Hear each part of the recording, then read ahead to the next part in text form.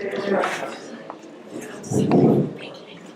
everybody. I want to welcome you to the 5th Julesz Lecture. This was established so that we can do two things. First, we get the opportunity to bring to Rutgers some truly outstanding scientists to talk about their work in vision, visual neuroscience, and computational vision. And second, we get to remember for a few minutes the contribution that Bela Julesz had both to the science of vision and also to Rutgers University. So I'm sure most of you know of Bela's fundamental work in stereo vision and texture perception. You might not know he came here in the mid-80s, where he started the Laboratory of Vision Research and was instrumental in bringing a cohort of people here, including Thomas, who established the importance of having vision science at Rutgers. And this was one of the cornerstones that led later to the establishment of the Center for Cognitive Science. Both of them happened at around the same point in time. So in thinking about what I wanted to say here, I took a brief literature search, and I looked up Julesz and Sagi, our speaker today, and found out something that I probably knew at the time, but I had forgotten. Namely, Bela's work with Dov was really the first to ask the question of what is the role of visual attention in early vision. And these were papers they published in Science and Nature. And I was struck by the fact that this was really the beginning of what has become a very fundamental field in vision and in visual neuroscience. And we could trace that back to their work. So it's quite fitting that Dov Sagi is the speaker today. And to say more, I'm going to turn this, who am I turning this over to? Thomas, to you? Yes. All right, for the next introduction. Thank you very much, Ellie. Thanks, Thomas. Welcome, everyone.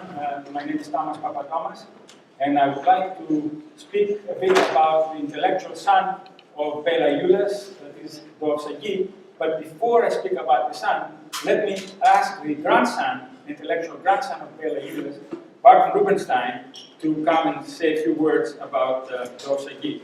Now, Barton Rubenstein was kind to come from Maryland, where he is an established and internationally renowned sculptor, as well as a scientist and environmentalist, with over 80 sculptures in many private collections, as well as commissioned for public art projects. So he typically works with stainless steel and bronze, and he embodies illusions and other visual effects in many of his works. Recently, inspired by the 2015 Paris Climate Conference, Barton and his family began the Mother Earth Project. You can Google it. I'm not going to say many words about it, we don't have the time. A global environmental saving initiative. Now, before becoming a professional artist, Barton received his master's and PhD in neuroscience at the Weizmann Institute of Science in Israel, spending nearly 6 amazing years, as he puts it, with his advisor, Dr. Dov Sagi. So, Barton, come and say a few words.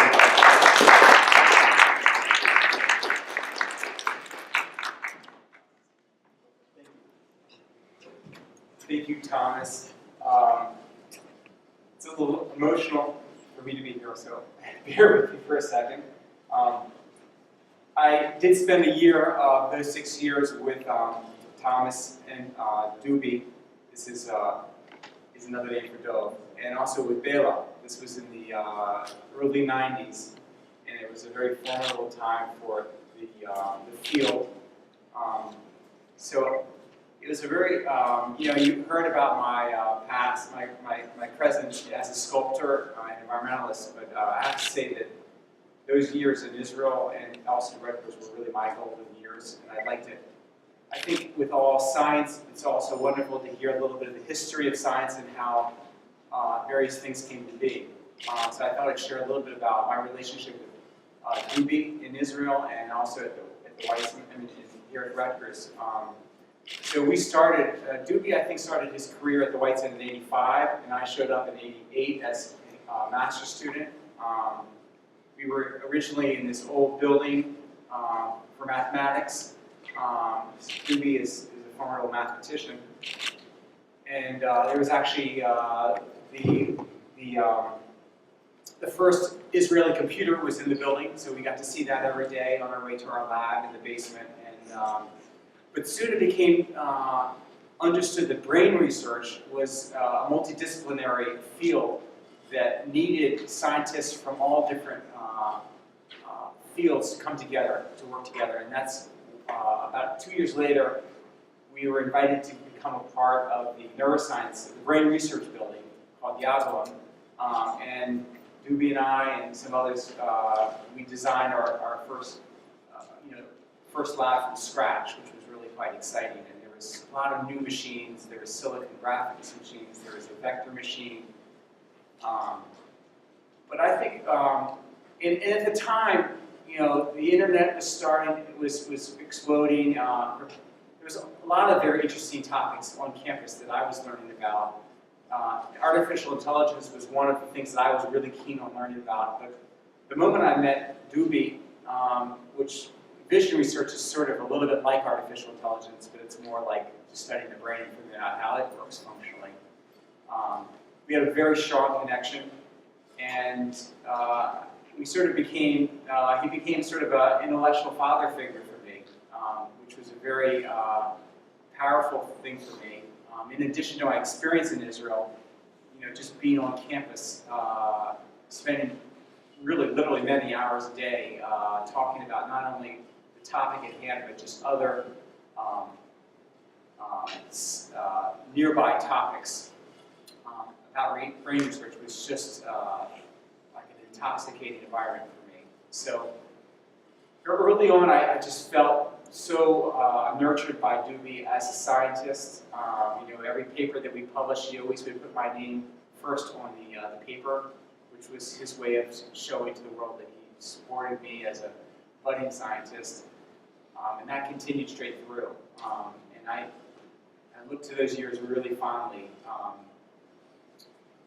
Obviously, being with Bela and Duby basically had the opportunity during his sabbatical year to be with his former advisor, Bela, and he was kind enough to invite me to join him for that year. So I came here, and that's when I became part of the Rutgers family. And I'll leave with just one little funny story, which was always surprised me.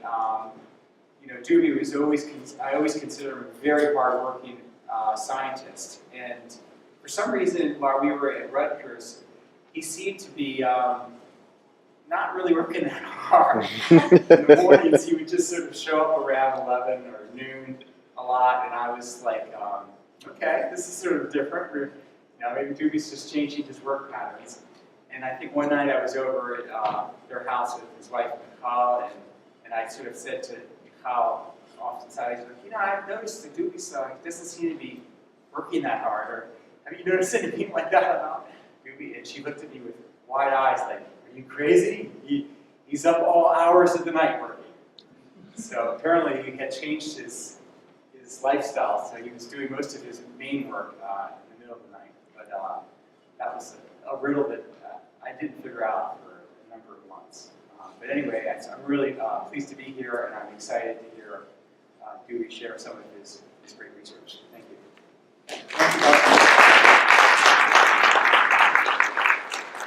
Thank you, Bonneh. So, in 1983, it was the year when I joined Bela Julesz as an innocent electrical engineer who wanted to get involved in vision. And Dov, or Duby, affectionately known as Duby, he was the postdoc of Bela. And Bela took a sabbatical at Caltech, so here I am at Bell Labs trying to learn vision. And thankfully, I had Dov to teach me vision. So I'm an immediate beneficiary of Dov's generosity and knowledge. Of course, at the time we had a PDP-11 which we had to put with a paper tape, and it had only vector graphics, so it could only draw straight lines left and right, and that's how we run our experiments. And Pupil was a brilliant programmer as well as, of course, vision scientist. And it was those machines that produced a paper by Sagi and Julesz in Science, the where and what in vision, which was one of the first pieces of evidence, psychophysical evidence, of the existence of a ventral and a dorsal stream in vision. So his influence and impact is far-reaching, and I'm not going to spend much time on that because it's in your program, his brief biography is in the program, and you can find it online. Let me say a few things about Dubé that are anecdotal from my own experiences. He's, of course, you all know him as unassuming, relaxed, and smiling. I've never seen him upset in all my life. He's always smiling. And also, he attracts the best students to work with him. And sometimes I wonder, does he attract the best students, or does he bring the best in students? I will never know, but the reality is that he has produced a tremendous number of alumni, thus doubling and tripling his impact in the field. So, I'm not even going to mention the areas in which he has made contributions. They're too numerous to mention. But the other thing I wanted to say is that you work with Dubé for a month and you become a friend for life. That's his personality. And of course, we welcome his wife here today. They both traveled from Israel for this occasion. And here I'm calling my friend and a great scientist, Dov Sagi, to give us the lecture today. Thank you very much.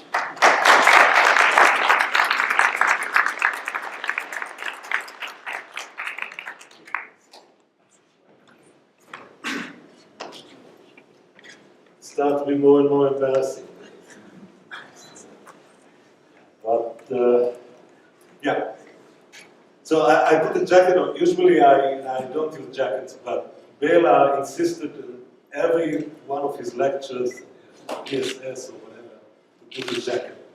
So in honor of Bela, I'm using the jacket. And but first, thank you all for the emotional introduction. And of course, I mean, it's kind of emotional for me to be here. Bela, as was pointed out, was my intellectual father. We were very close friends. As when I arrived, he said that he developed psychoanalytical relationship with his postdocs. I was not sure what he meant by that, but apparently that was very deep. And I was fortunate, really very fortunate to work with him, and especially it was a very exciting period for Bela himself. He was developing the textile theory. He was very excited about it. For him, it was kind of the peak of his scientific career. He had a strange view on the random dot stereogram. He said that that was technical as a radar engineer. It was trivial, and he did not consider it as a major scientific contribution. But the textile theory saw that this is real revolution, scientific revolution. And we were all excited to develop the new theories of vision. So I'll start with some presentation related to the textile theory and some work I did with Bart, actually, with Pupil. And because we adopted similar questions here for the present lecture about awareness. So, for those of you that do not remember,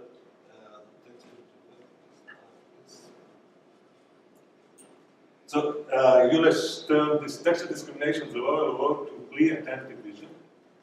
And the basic demonstration here is that you can easily see these pluses in the background of L's. This textual discrimination is really fast, no effort, no scrutiny, you don't have to search. But there are also T's embedded somewhere in this texture of L's. And for that, you need to search. Okay? So if we search, we find it here somewhere. So there is something special about these things, these texture differences that contribute to fast aggregation, segmentation, and those differences that do not.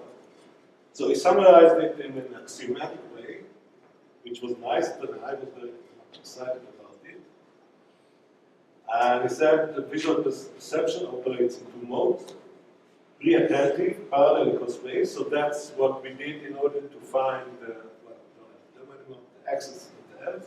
And attentive, serial, that's the visual mode or module that search for differences that are not popping out from the attentive. And preattentive vision is limited to local features such as elevated blobs, terminators, and causing. The details of these features are debatable. We didn't agree about that, but these are the text terms, whatever they are, Gabor functions or elevated blobs or terminators. The principle is the same. It's kind of atomic theory of vision, the building blocks of vision. Preattentive vision directs attentive vision to locations where differences of textual densities occur, but ignores the positional relationship between text T and L. Both of them are generated from two lines.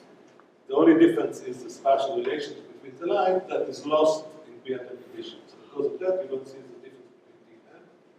Only in the aperture of attention are the positional relations between textual preserved, permitting formal recognition.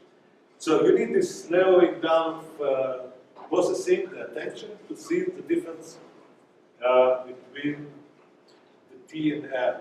You need to really search in order to add the glue, what they called at that time, but this pops now. So we are going to ask the same question about awareness, but let's see. So this is a modern solution which we came up as part of Rubinstein.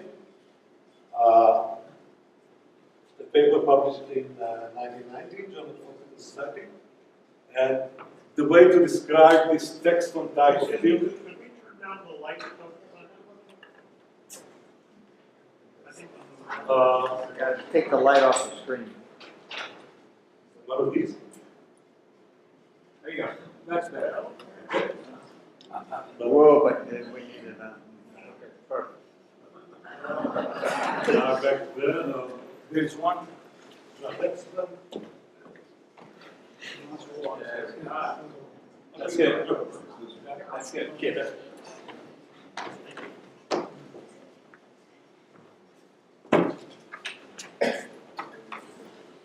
Okay, so I think this is kind of accepted solution for the attention segmentation problem. There are different versions of this type of theories, but this has some advantage, which I'll point out soon. But it preserves a form of atomistic type of theory of early vision. So you have an input, else, and X's. You have filters. These are simple cells or Gabor functions. You take the power, you ignore phase. So these are the spatial relations, and then you get an activation map. And you can see that activation map is different in the figure region and in the background. So if you take local averages, blur it, and find boundaries, you can locate the target region. Okay, so that's why it is easy, because it works. Now, one of the surprising effects that was discovered later, and worked very much Bela and myself, is what happens if you switch the figure and ground. So here we have X and F, right? So it's the same thing. So we filter again. We get the figure response, the background response. We blur, we take the local differences, and there is a mess because there are many boundaries. So this actually relates to reality because there is data from experiments by Guernsey and Bonneh in 1987 that showing that detecting L among X's is much easier than detecting X's or pluses among L's. So in fact, the psychophysical data that came out later, after the Bela formulated the textual theory, showed this strong asymmetry all over. And the main issue, the main problem for us was that we considered preattentive vision to be local. And if you think about locality, the boundary shouldn't care about which sides are X or the X, right? So detection should be the same. But then you need to consider the noise in the background, and it's turned into a signal detection problem. And if you consider the signal to noise of the background without going into the detail, you can predict exactly this asymmetry, performance and asymmetry. So the revised, I would call it revised text on theory that we came up with Barton Rubinstein, works this way. Boundaries formed by lateral interactions in V1, detecting local differences between filter responses, textons, ignoring phase relations. And there you have to consider the decision stage that someone that is looking or examining the signals in V1 and taking a decision, and much noise in the background, then the decision fails.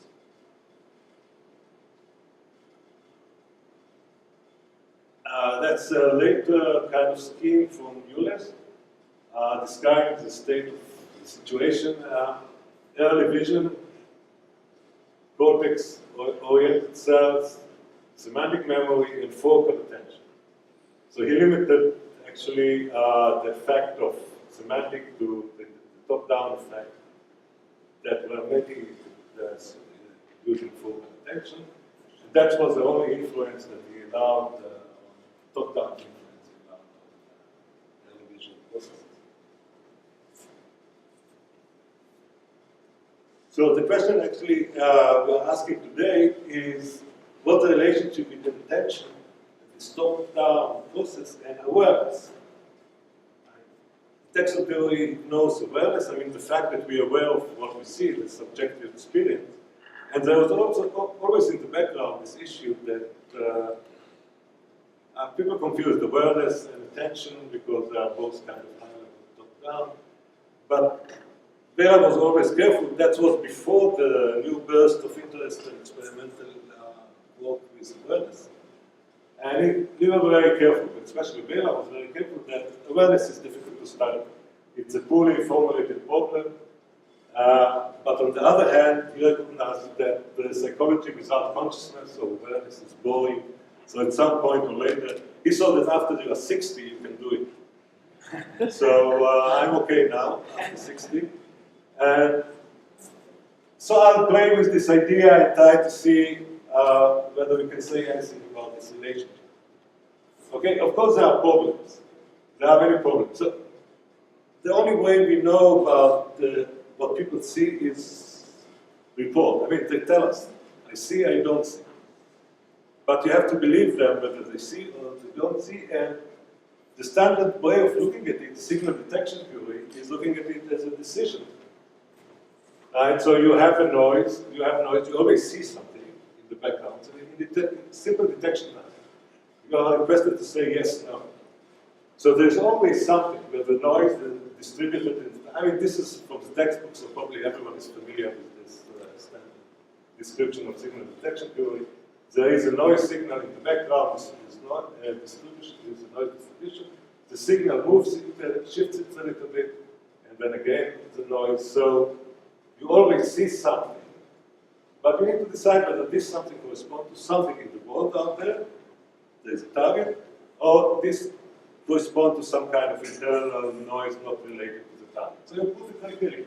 But there's no awareness here anyway, because I mean, even if you say no, you see something, you have some experience. But you decide this experience is not related to the target outside, and you are requested to respond about the target. Okay? So, and then there are all these experiments saying when you say no, you can still identify the target. So there is a kind of magic, but there is no magic here. Because if you say no, there's still information here. Okay, there's some information about the target, so you can identify. In fact, we did some experiments with Andrei Gorea, where you have to detect the target and identify it. So it's kind of double task. The top part is detection, yes, no, and position, left, right. So you have display without stimuli at all, display with one stimulus on the right, one stimulus on the left, and the subject has to say, okay, it is left or right, yes, no. There was something wrong. And the order was kind of switched. orientation, is it vertical or horizontal, is present performed. Okay, and then you can compute based on the yes/no and the R sequence. So I'm not going to go into the details of signal detection theory. You can predict the identification performance expected from the state of the signal and noise. And that is what we did. And in fact, what we see here, okay, this is a measured percent correct on identification, and this is a predicted one, based on the detection data. So here you have, that's the hit responses when subjects say yes, so obviously they perform better. And the prediction, the data actually match the prediction, and which testify that signal detection is okay. And these are the misses in this cloud. So obviously they are above chance, because this is chance, so on average they are 54%. But they are even less than predicted from signal detection. So the fact that you can identify target while saying I don't see anything, or you say no, the target, I didn't see the target, is not that surprising. You are expected to do better.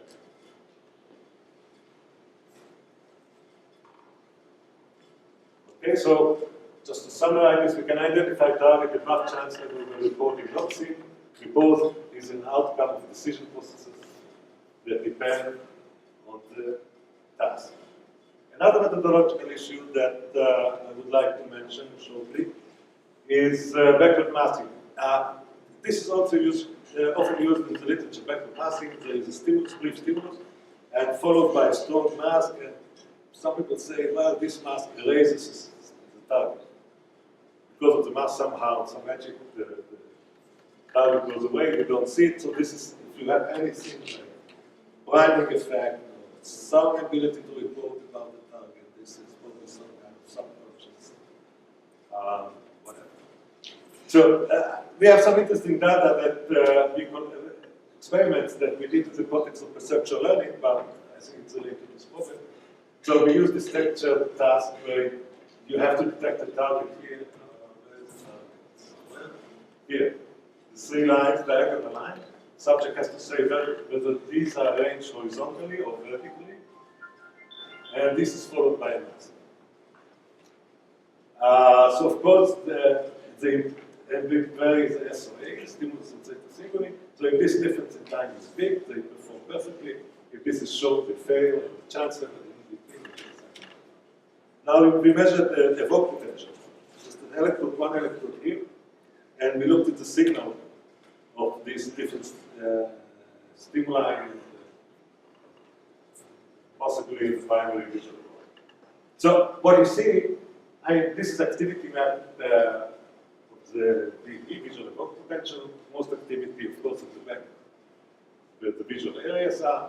And what you see, many signals corresponding to the different SOAs, so the different delays between the target and the mask.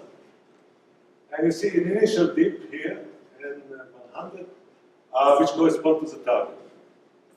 And then a second one, which depends, this is for a large temporal separation, so we have a second dip here, that's a response to the mask.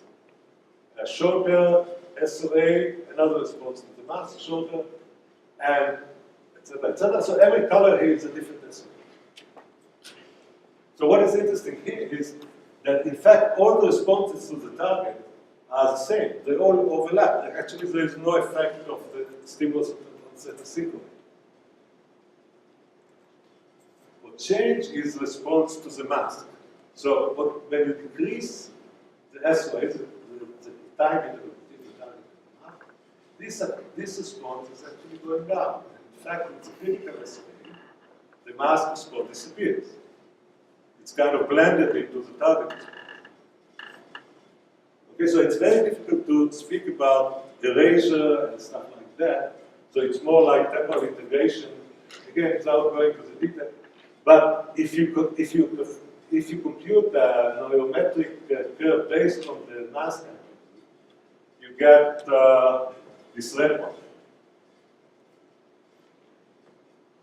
The blue one is a psychometric function. The subject psychometric, and they overlap. So performance actually is overlaps with the mask response and not with the target response. Actually, if you do the target response, it's independent. And this is a correlation with different subjects between the predicted and the measured performance threshold. So you get very similar numbers from the evoked response and from the subject. So that also raises a question regarding the erasure problem, etc. It's more like actually it's the outcome of reduced signal to noise due to temporal integration within the mask, because cortical activity is transient, and when the mask comes in, actually there is already an adaptation and addition, so it's being blended into the target. Okay, so the way we study awareness, of course, we have the same problem. I mean, but we are more forgiving for our own fault, so it's okay. And we trust, I mean, we happened to discover by chance, Bonneh was a PhD student with me, and he was programming the silicon graphics that Bonneh was mentioning, and he got to some kind of stimulus that was partly disappearing or not, and after a while we realized that these disappearances are subjective, they are not synchronous. He sees that this stimuli disappear at different time, I see them at different time, there is a really same thing.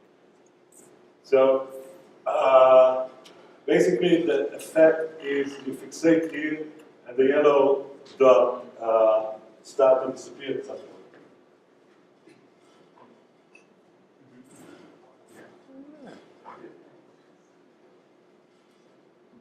So what is nice about it that when you experience this, you know that they are not there, so you can trust the subject. If they say, I don't see it, it's not like detection, the signal, noise. I mean, you know that it is not there. So we trust the subject.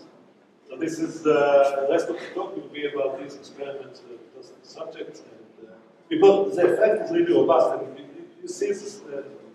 You hear the audience response very often. I was saying about the random dot stereogram that he knew when they fused it, the aha that he heard from the audience actually verified to him that actually they see the depths.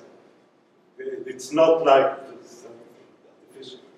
So this is, we play a little bit with, we can make them bigger, so this is can you make them disappear or? Yeah. Yeah. Oh my God, see? It's,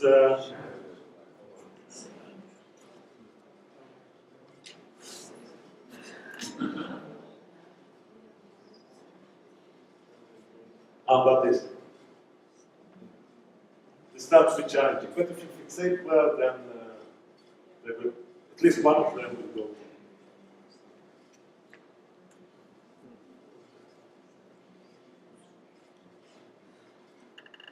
So there are different, I mean, actually you can slow down, we have here, slow down, but still.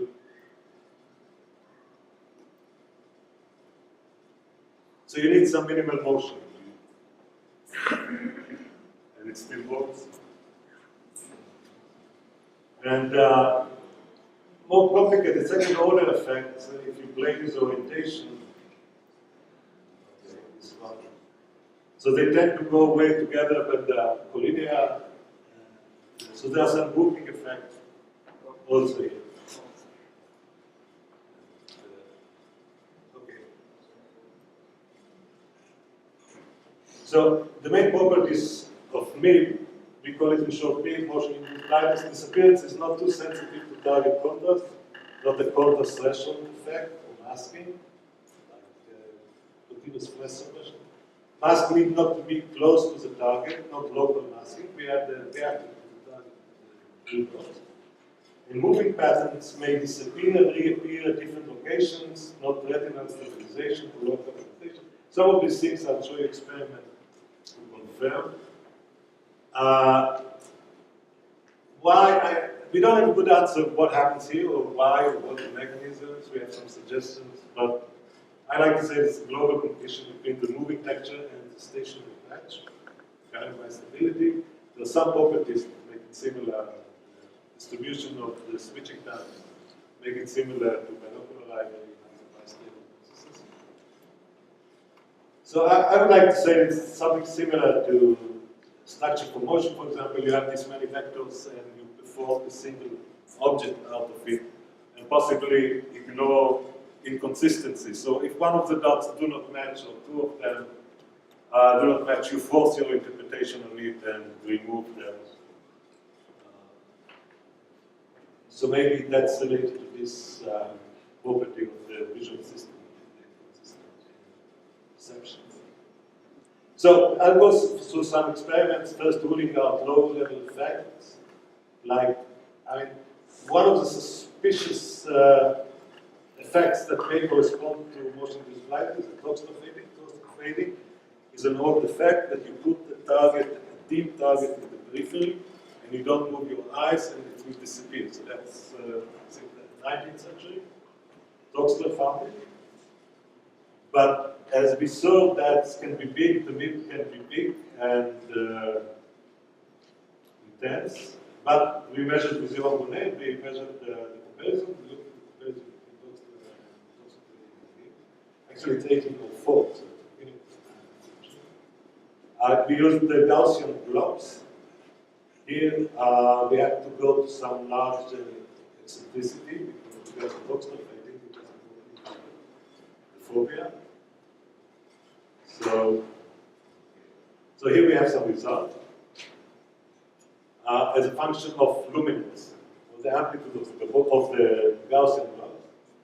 And the rate of disappearance, as you see, with intensity, for the MIB it's actually increasing. For the Troxler, it's decreasing. The visible duration, with Troxler, if you increase intensity, it's mostly visible because you get low visible duration after 40, let's say high, that's 45 seconds until it disappears again. While in motion induced blindness, it's independent of the intensity.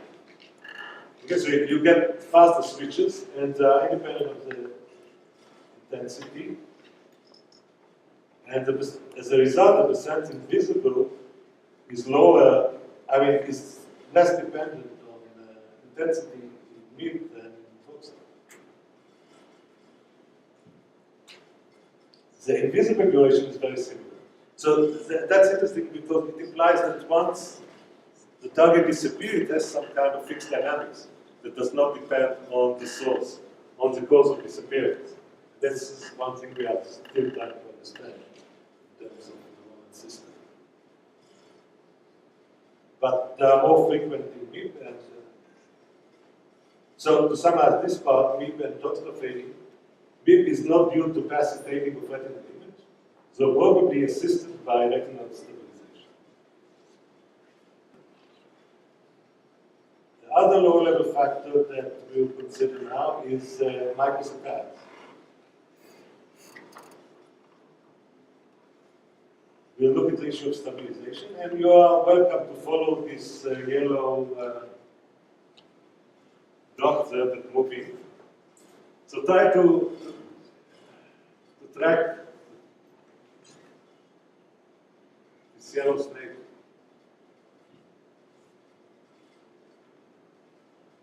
And you still may experience disappearance. This is a simulation of microsaccades and drifts.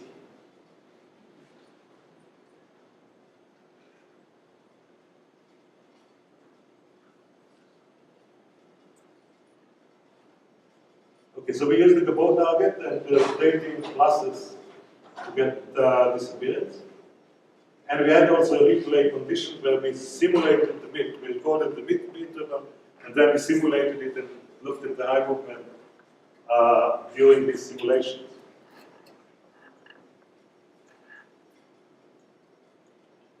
This is just to show that the statistics of the disappearances does not depend on the motion, whether you add the moving thing or not, it does not affect the frequency of microscope.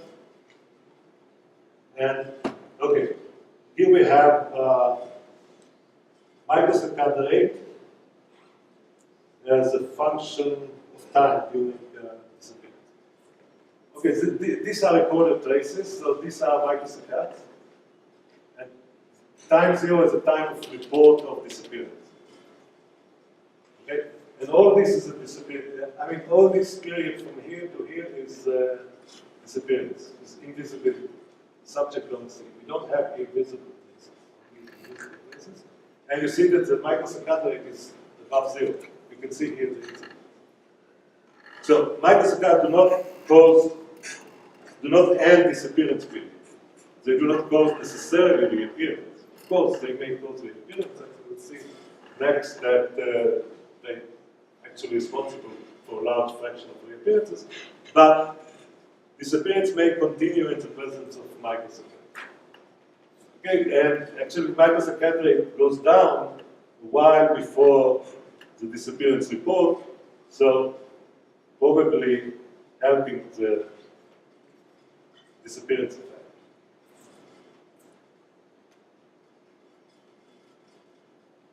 And here we have it again, but now a period of visibility.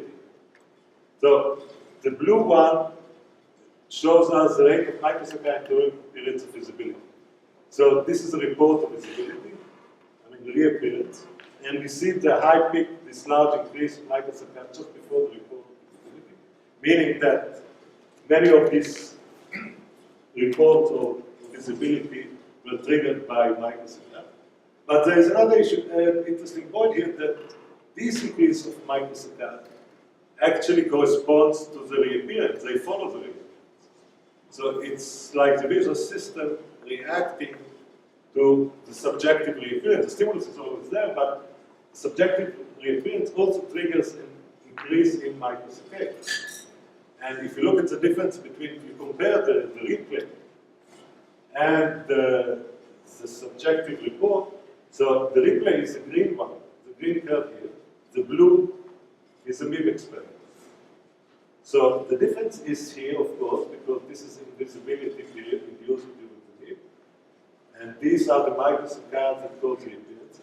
But after reappearance, or when in the replay, it's actually it's transition from none to some intensity, the distribution of microseconds is very similar. So it means that the visual system react to the subjective reappearances the same way as to real reappearances by increasing the microsecond, which happens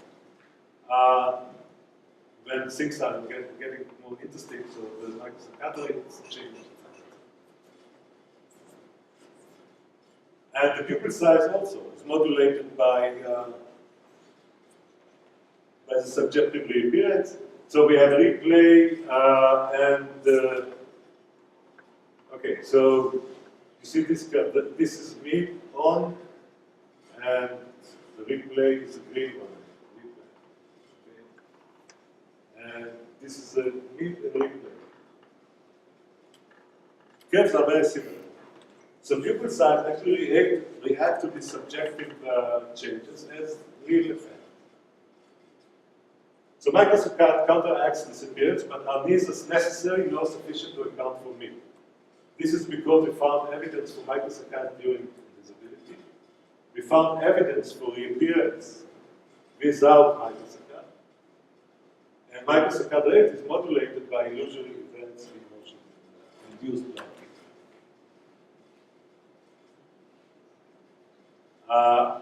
Next, I'll describe some fMRI imaging work we did with Tobias Donner, postdoc with David Higer, collaboration between the Higer lab and my lab.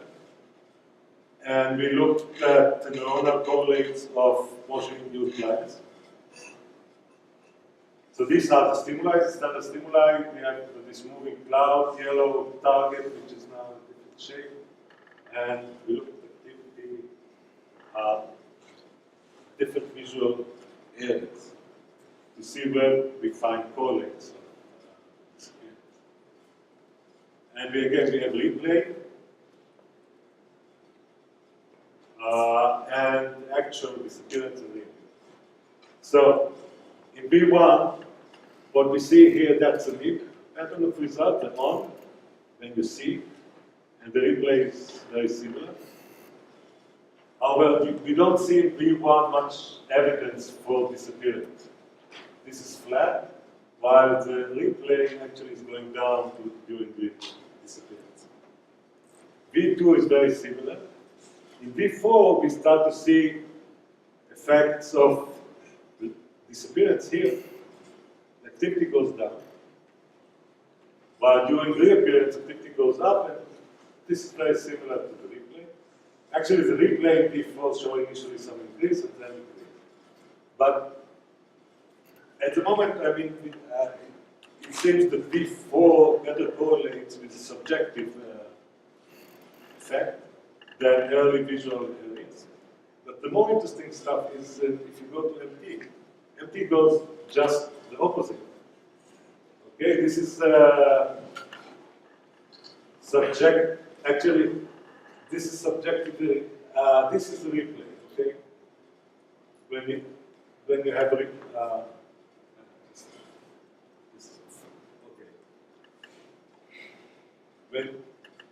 When you see, when MIB is on, when you have subjective experience, actually MT goes down.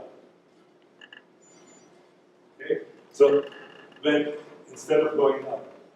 When you don't have subjective experience, MT goes up. Okay? It just goes the other way around from V4.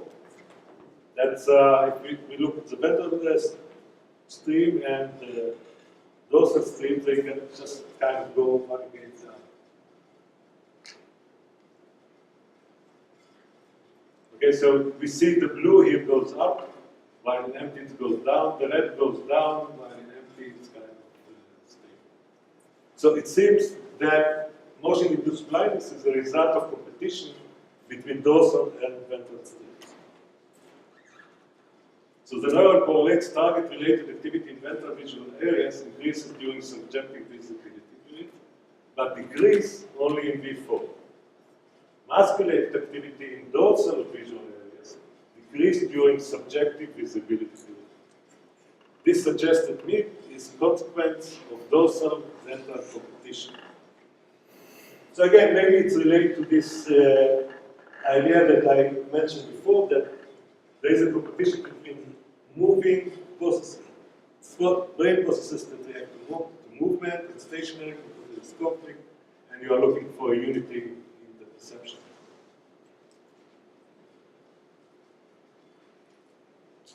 Okay, so now we get to the main issue, actually to the title of the talk.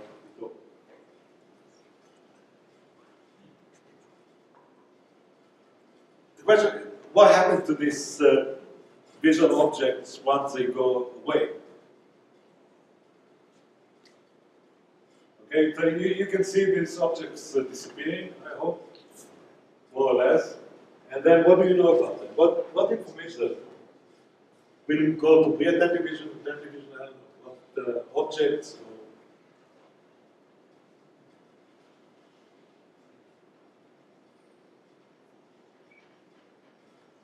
So there are some studies by others that only did some work in that direction. For example, showing orientation, selective adaptation. So you get adaptation from stimuli while they're invisible. You don't see them, but they still produce orientation, selective adaptation. So it implies some kind of information in the primary visual cortex. Negative after image. That's similar to adaptation, so you have adaptation and then you have after. Spatial grouping effects during visibility. I mentioned it briefly when I showed the demo, but you can produce different configuration and they will tend to go away and come back in real field according to some grouping laws. And you can control it while they are not visible. So you can change the configuration state or the grouping state while the stimulus is not visible, and it still will be sensitive to this change of grouping. So the present goal is characterize visual representation in the absence of awareness, and the nature of the awareness boundary by examining interaction between the visible and invisible. Here's a different method. I'll describe shortly. We are not looking for the neural correlate of consciousness because this is out of range, and it's more like a functional time to figure out maybe if there is a functional advantage in conscious awareness. Why do we need it to talk? Is there some special process that requires kind of just fun beauty? So the basic effect we are relying on was reported by Kawabe some time ago. Visible trends and visible trends and stimuli cause the appearance of the invisible object. So if you have a target disappears and you flash something, it will tend to reappear. So we asked whether this depends on shape similarity, and if so, what is the right similarity measure? What type of interaction, how can we characterize interaction between this cue, that visible cue, and the invisible target? This is as a result of Kawabe. So one of these is a target that disappeared, the other one is a cue, and we can already see that it's very sensitive to the distance between the target and the cue. So you can flash the cue. I think this is a target that disappeared, this is a cue. Doesn't matter. The cue needs to be close to the target. So if you put the cue somewhere else in the visual field, it will not do the job. So it already means that there is some kind of positional encoding while the target is invisible. We did it with Gabor patches, of course.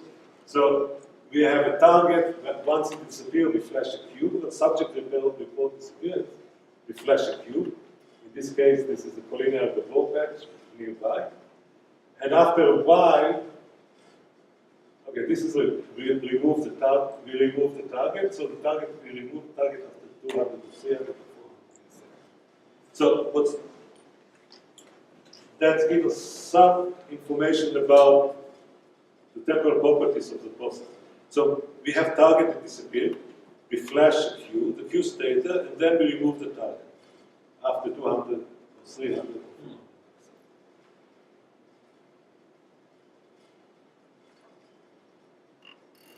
Okay, so this is again, just remember that we have different configurations and different distances. So these are the results for the distance. Okay, these are collinear Gabor, so that they are similar, and this is the distance in wavelengths unit. So 3 times 3 wavelengths unit 7. This is about 1 degree. 1 degree is, and you clearly see that the effect of reappearance, this is a reappearance report, as a function of distance between the target and the cue, and you clearly see that the reappearance rate decreases with distance. In fact, this is a spontaneous reappearance rate. At some distance larger than 1 degree, it's getting close to the spontaneous reappearance. Okay? And there is effect of time. So if the target is removed 200 milliseconds after disappearance, it almost never comes back. Only if you keep it 300 milliseconds or 400 milliseconds. So it means that this interaction reappearance process takes time. It takes about 300, 400 milliseconds. And it depends on distance. This is orientation selectivity. So when they are collinear, they have the same orientation, there is a strong reappearance. When they are orthogonal, actually the reappearance rate is down to the spontaneous rate. So orthogonal Gabor, this is really amazing because they are very close. They are almost touching each other, but because they are orthogonal, actually the disappeared target is not sensitive to this cue. You would think that there's something happening in the brain because you flash this cue, but nothing happens. Because they don't talk with each other, these orthogonal Gabor. And again, it takes 300, 400 milliseconds. The 200 milliseconds are not sufficient, and you start to see it at 300, 400 milliseconds. This is again something we don't understand yet, but why it takes so much time? These are reappearances with the collinear. the appearances is orthogonal 200 millisecond lower, and you need 400 in the perfect configuration to get the high percentage of it. So to summarize this part, interaction across the boundary of awareness, orientation and location of the invisible stimuli are preserved. Orientation tuning narrowed around 30 degrees.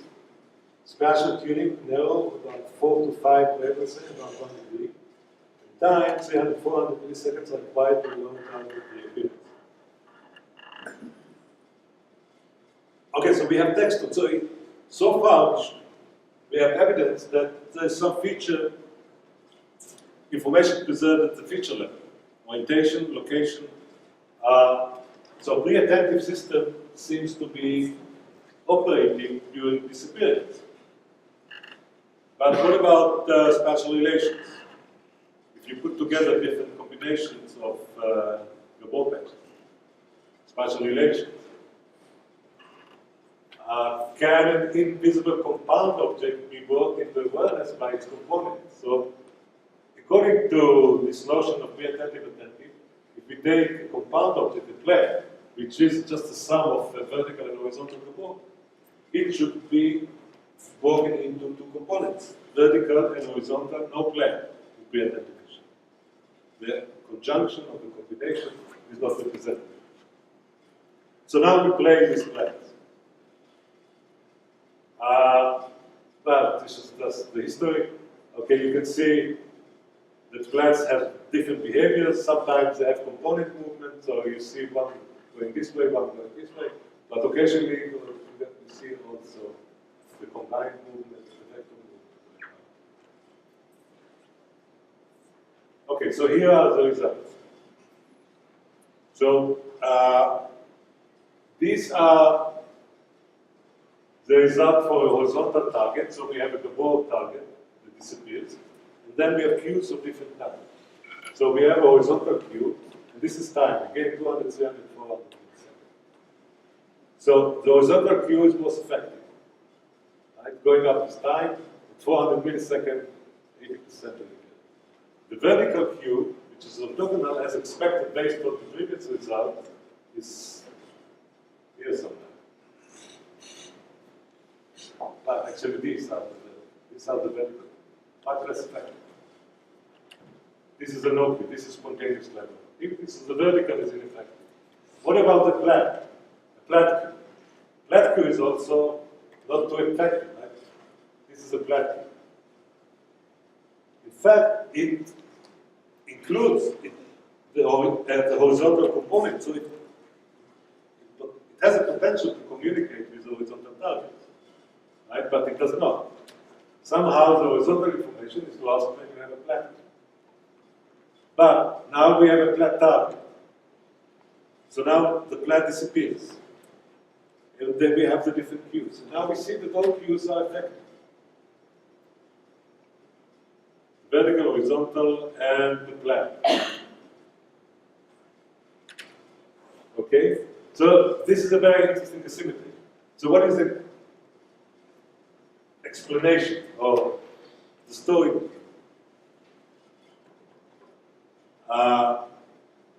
This is relatively easy. We say that, okay, when the flat disappears, the flat target disappears, it's kind of less result awareness, it breaks into components.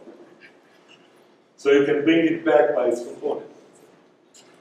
But however, when the flat is a cube, it does not break down to components. So it's not communicating with its invisible components. Possibly because they are perceived with awareness as a gestalt.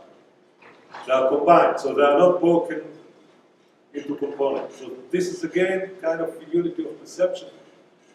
A cube, the idea is that the cube is perceived as an object, not as part. So the part goes away. It's not accessible to awareness because the cube is perceived as awareness. Once the target goes down without awareness, it breaks into part. But it's also we need to assume that it also preserves its object identity because the flat as a cube can communicate with the flat as a target. So this is similarity matrix, so the outcome of this result. So here we see target types and Q types. Along the diagonal, there is a high effectivity of reappearance. But we see that Q, horizontal Q, brings back the target, so the flat targets actually interact with all Qs. While flat Q interact only with flat target.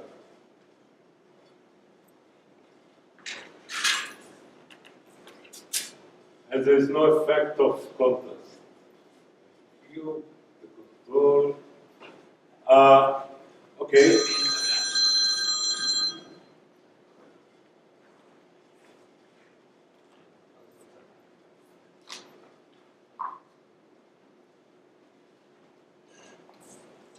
So one issue that we wanted to check is whether it depends somehow on memory.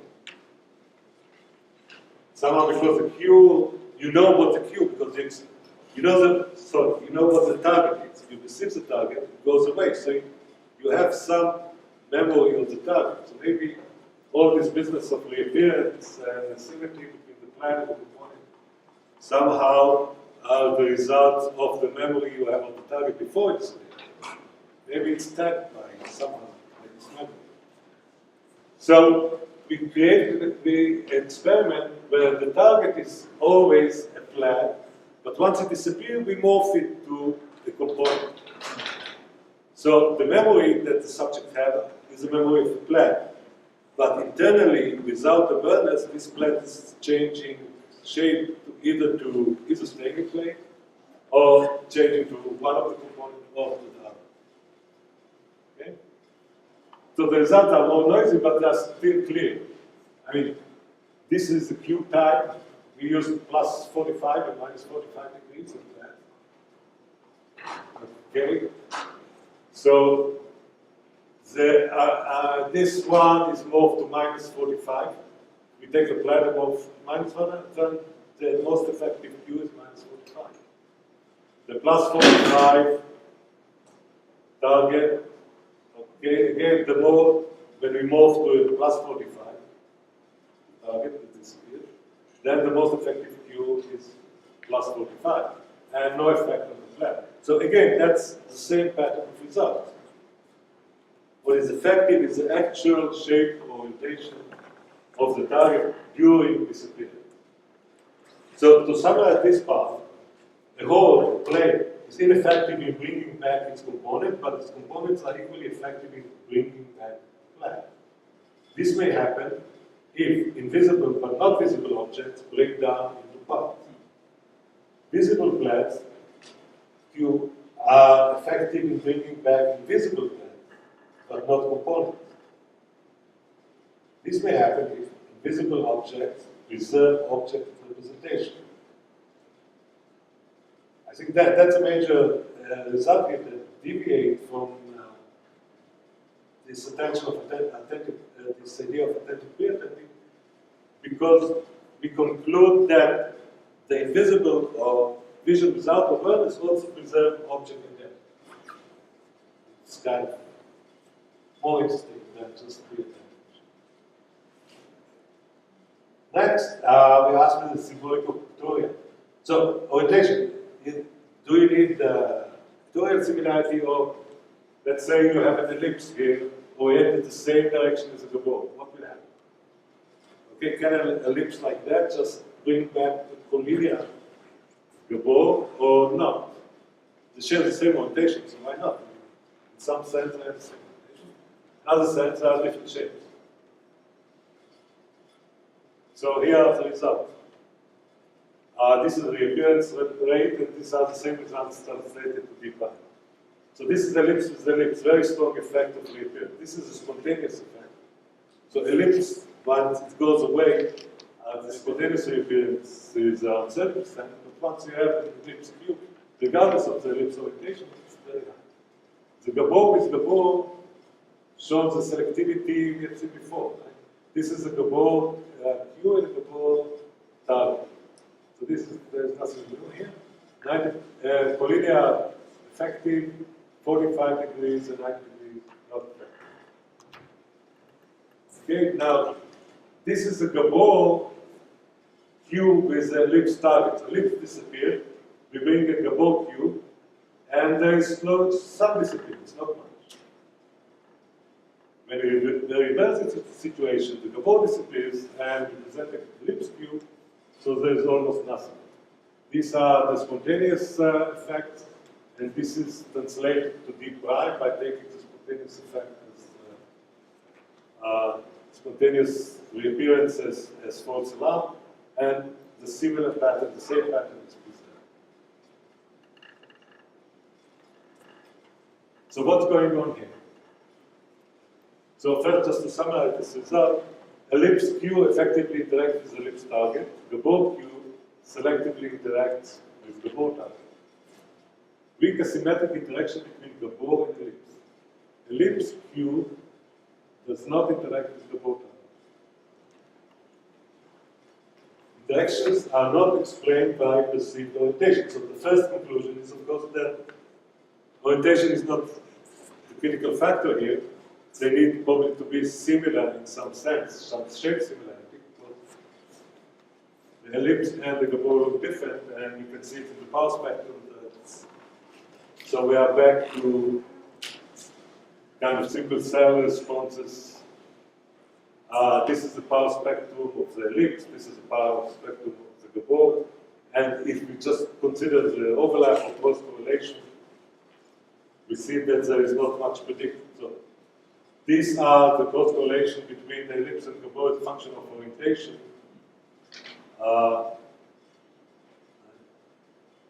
And this is ellipse to ellipse. Ellipse is less orientation selective. If you look at the power spectrum of the ellipse, it's not that much orientation selective as shown in the result. So actually this corresponds to psychophysical result.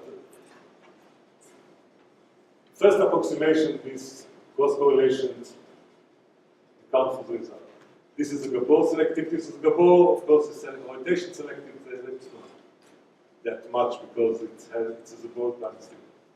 But just taking simple cross correlation does not explain this asymmetry.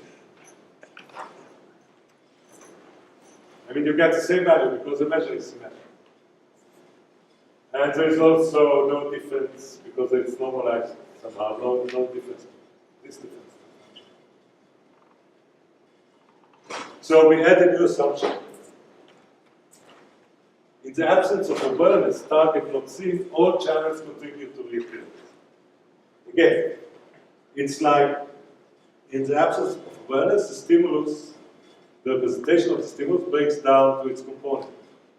And the more component you have, like in the ellipse, because it's a broadband stimulus, the happier the situation is, and you get more reappearance.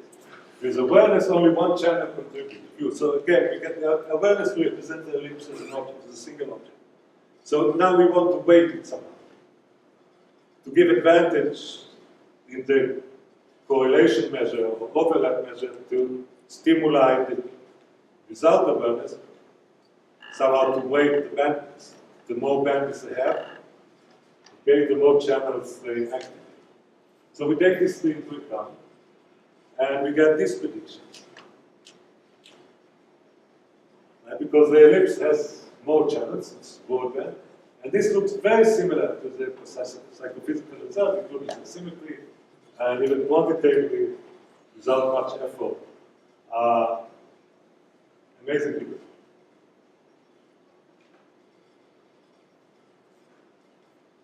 So, to summarize everything, it's time to finish. So, visual representation under the surface of awareness. MIB is probably a result of competition for awareness, possibly between dorsal and ventral systems. It's not a simple adaptation passive of adaptation or stabilization. Invisible objects preserve information about the location and component orientation of the corresponding stimuli. Objects and the features are represented without awareness, with conscious awareness confined to object representation. I think that's a major conclusion.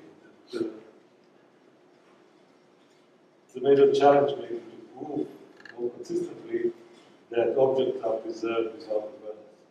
At least some kind of objective or pictorial representation. Visual processes sensitive to pictorial similarity operate across boundary of awareness. There is no semantic, I mean, the rotation of the ellipse, the wall somehow implies that there is a semantic. The transition to awareness is very slow, 300 to 400 milliseconds. Again, this is not clear. It's somehow reminds us Libet with 500 millisecond delays and stuff like that. But that's maybe, I don't know. And the result point to differences between awareness and attention in relation to object binding. Because, as we said, the theories of attention, like textual theories and other theories, assume no binding in without attention, while here we seem to find binding without awareness. Thank you.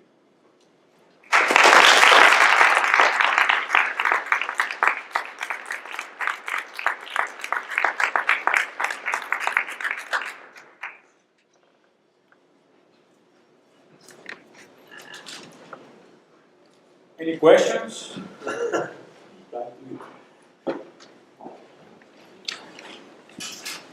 Yes. Look, there was a recent article that obtained evidence that people with schizophrenia are less prone to this illusion. The elements don't disappear as they do for control. According to your findings, where would you attribute this difference?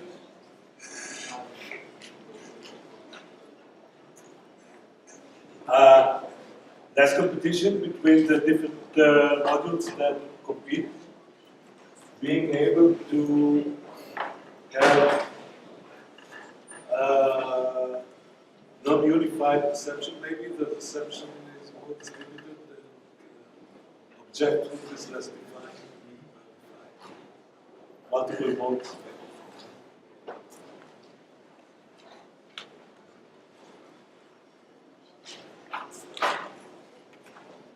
Yes. I'm not really in this field, but at one point you did show us a picture where instead of Gabor's or patterns, there actually were pictures of objects, like a watch or something. You also showed us that during the period of disappearance, if you changed the target, at least some aspects of its features became encoded in terms of the cues that could be evoked, right? To what extent, if someone had a watch disappear and during the period of disappearance you substituted a dog and then treated it as a priming experiment and saw what the probability of the person having seen a dog versus a watch would be. Have you done stuff like that, or is that a meaningful question? No, we didn't know that. But, well, according to our results, if they apply to this condition, then the dog would sense. Not the watch. I mean, the priming. Well, actually, you have both of them, so it's difficult to tell. But the last scene will be the dog. If that was the one that was during the disappearance. Right. So, but that would imply, well, that, I mean, is that semantics, or is that, I mean, in other words, what's called semantics, which is, because it's not just the orientation or whether it's a flag. But I guess that relates to the relationship between the prime and the target. So it will have an effect on targets, maybe that will look like, I mean, have the shape or spectral properties of dogs, but not necessarily the word dog. Do you think it not only sets up for which cue will evoke the reappearance, but it actually goes into, in some sense, memory in your terms, such that you will be more likely to state that you have seen a dog than that you have seen a watch? Yeah. But, well, I don't know about the aspect of memory. I don't know whether I mean, that's another issue, but what is the memory of this created by this target to disappear? For now, we look just at the reappearance and not, I mean, we erase them at some point, so in principle we could look at that. I mean, it's possible to look at the memory generated. I don't think that something like that, the adaptation effect are kind of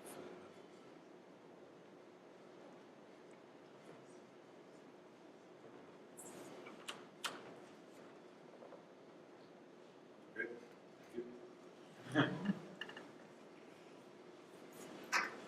thank you. Okay, thank you. We'll join the speaker and outside for the reception. Thank you very much.